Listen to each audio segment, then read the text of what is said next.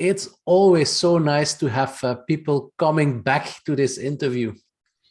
Also for you, Jean-Christophe, it's not the first one, right? It's not the first one. It's always nice to be there, Koen.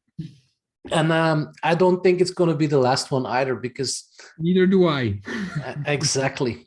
It's always nice to come back to you. It's always nice to get your fresh ideas and your views on the market. And particularly this time, I found it a little bit provocative, but also true. So tell me a little bit, how did you come to this article? Without telling the audience already what it was about, we'll come to that while you're explaining. The article, if you take a little bit at my career, I come from the banking industry. And now I'm on the other side of the fence. So it's a little bit like the guy who had to implement something and preach to get something implemented. And now I live it on the other side, and I see a little bit the consequences that it can get on people that are outside of the financial industry, and the impacts, because it really is an impact. It's just not simple consequences. It's really an impact that it has on day-to-day operations. But oh, excuse me. So when you say there is a consequence, I'm maybe going to reveal a little bit more about what I think that the main topic was about the article. Well, I think you were trying to say that there's a large opportunity in the markets to consolidate views within the different member states. If we look at Europe, there is a lot of legislation which appears to be European legislation, but then there is the famous gold plating, right? There is that.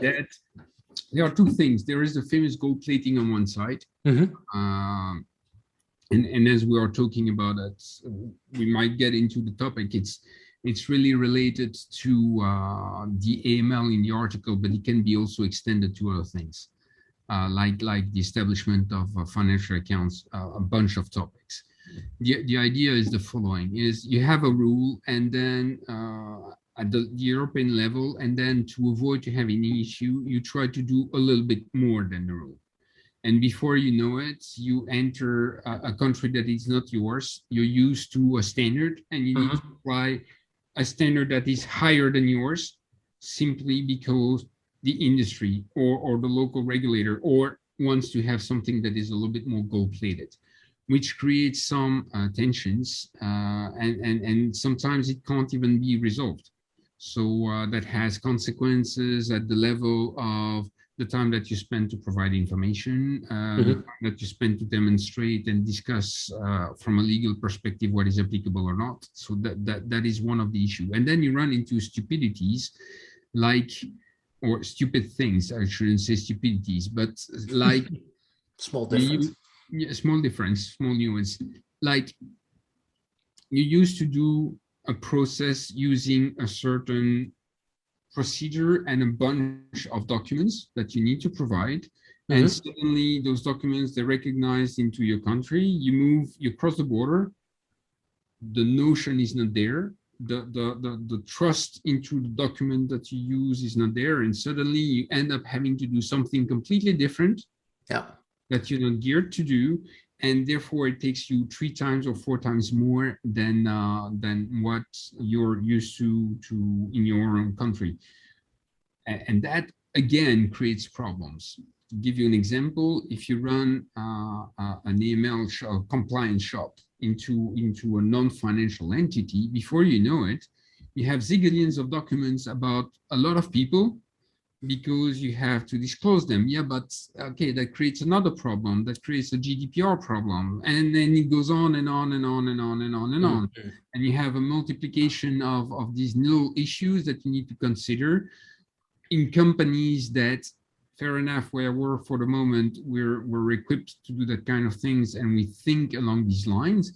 But if you take a simple industrial companies that wants to establish itself into another country, the team that runs that company is specialized in their product, in their production. They're not lawyers or compliance officers, and therefore they don't have the time. They simply don't have the time to just go around and try to find solutions to things that they're not used to or to things that are contrary to their own legislation. And do you see then technology as being the answer to this, or is it lying somewhere else? I think technology is the one of the ways forward to this. I'm going to give you an example, and I'm going to switch completely topic. If you take a look at the payment industry, 20 years from now, sending a payment message in Belgium was different than what it was in Italy, was different than what it was in Spain. And then somebody had the bright idea saying, SEPA. And somebody had another bright idea saying, you know what, we're going to use a common standard. And you come up with something called ISO 20022. And suddenly, all the banking industry is moving into the direction. Well, a lot of the principles that you found into the harmonization of the payment industry could be applied to the regulation, whatever the regulation is, and especially the demonstration of the compliance to a specific regulation.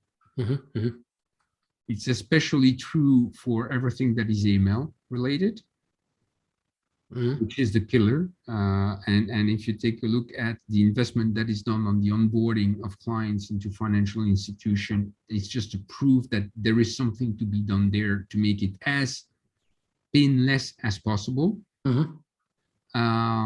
And technology is the way forward, because technology will probably allow some kind of sharing of data, and if not sharing into one central place, at least a harmonization of the way information is fed and verified. Yeah, we call it interoperability, right? In the good old days, in our good old days in custody world, we used to call this interoperability. That's exactly it. That's exactly, in our good old days, as you say. It's kind of fun when you take a look at what I'm working on for the moment. But anyway, so yeah, that's exactly it. That's what the article is about, taking one very specific example, which is the one specifically around the AML onboarding, which is, I think, one of the topics that is most talked about for the moment into the industry. And would you say, Jean-Christophe, that the responsibility to change this, would this rather lie with Europe as a larger organization, like they got EBA, for example, or AIDAS, which came out as or EBA as an institution and AIDAS as a law, but it was triggered as being European law? Is it up to them to reinforce within the law that it cannot be changed, or should it be the responsibility from the local national regulators that they should not be tempted to make changes to it? Because that's what you see in reality. Where would you see the unlocker would be, in your opinion? And there's probably no good or right in this answer. As you say, there's probably no good, right, bad in that answer. It lies in the middle. This being said, an initiative at the European level, which does not mean the Commission specifically or the Parliament specifically, but an initiative at European level would be more than welcome, because from the moment something is written in a text, it's very difficult to deviate, and it's very difficult, especially if you have mutual recognition. So to give you another example, take GDPR. Okay, you're going to tell me within Europe, everybody is supposed to act the same way. Well, actually, no. And that's why in the GDPR regulation, you have concepts of mutual recognitions between the countries. So if an investigation is done in one country, the results of it should be recognized in another, or not contested, let's put it that way.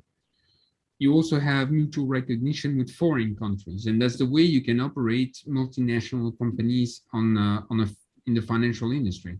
You have that recognition, you're simply dead. That's it, stops.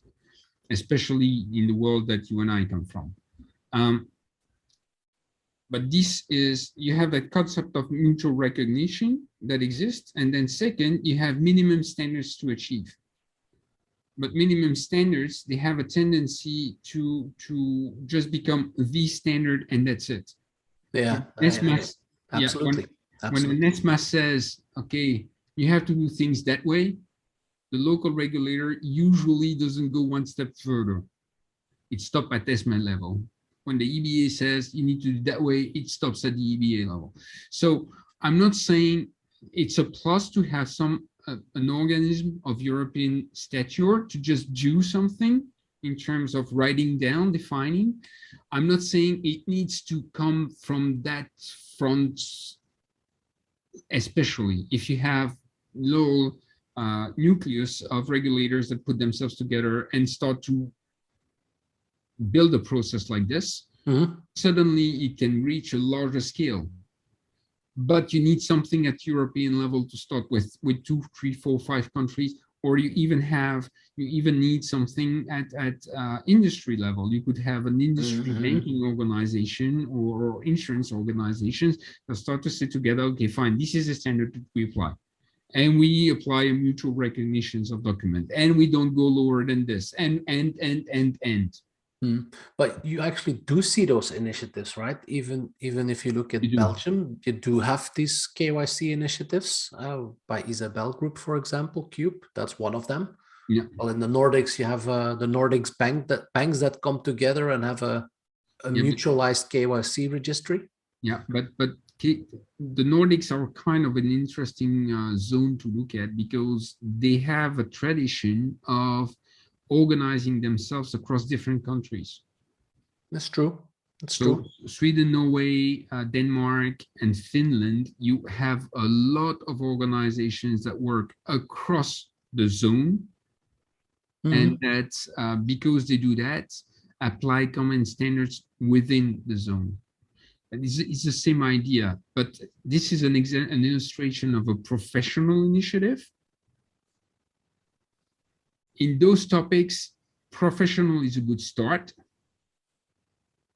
Regulatory will be the right answer at the end. Yeah, it's something returning all over again in this black book. To be honest, it is often now being quoted as, yeah, we need to distribute trust more evenly amongst the players. And that means that also the regulator should have a responsibility. And the responsibility could be to certify, could be to harmonize, because at the end, that's how you help an industry. Because in the early days of robo-advisory, for example, in my opinion, this was the reason why it really never got foot in Europe, because a robo-advisor had a very hard time to scale amongst the different countries, which at the end holds back financial inclusion, because there are countries that need it definitely more than others, but typically these are not the largest markets, so they will never reach those markets. So there's also a notion of yeah, maybe we should start a business together, Jean-Christophe, and we get some business from the Green Deal. Yeah. Next one. Next one, yeah. In your case. Doesn't it also smell a little bit like blockchain? And I know you're not a minor lover, you just told me, and I see what you're reasoning, but from a philosophic point of view, it is a nice concept that things are centralized. I do agree with you. Sorry, decentralized. Excuse me. They are centralized in one tool, but decentralized by nature. Conceptually centralized, yeah.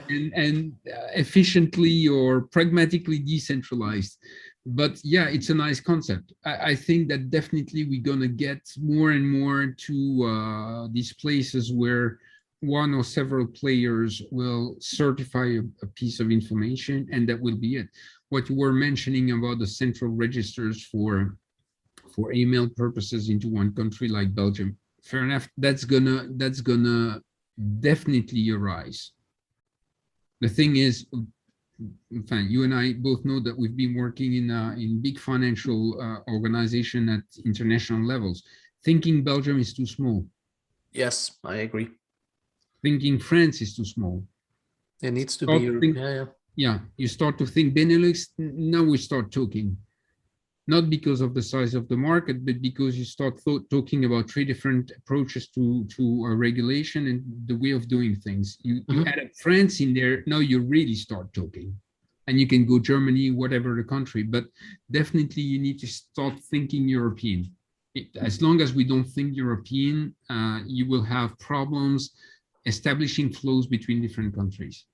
That's a I fact. agree. It's a simple fact. So is blockchain the answer? Conceptually, it could be one answer. Now, the pragmatic implementation of it, There's another. I think that there still need to be some progresses, because whether we like it or not, blockchain is great, but it's redundancy of data to some extent. It's a lot of computing power, certainly. So from a resource perspective, I think that it's a good start, but it still needs to improve a little bit before it can be implemented at a very large scale. Even if when you take a look at the scale and technically speaking, the speed of response that you need to have in these processes, you don't need to be in the millisecond type of thing. So technically speaking, it could probably accommodate it. Yeah, and interesting the things that you mentioned, the attributes that you give to a blockchain, because in the book there is also somebody which talks about Tesos, the new platform that they represent. It's also nice to see that yeah, they do make the difference within the platform in terms of response time and in terms of computer power and stuff like that. You see that things are evolving, and I think that's good.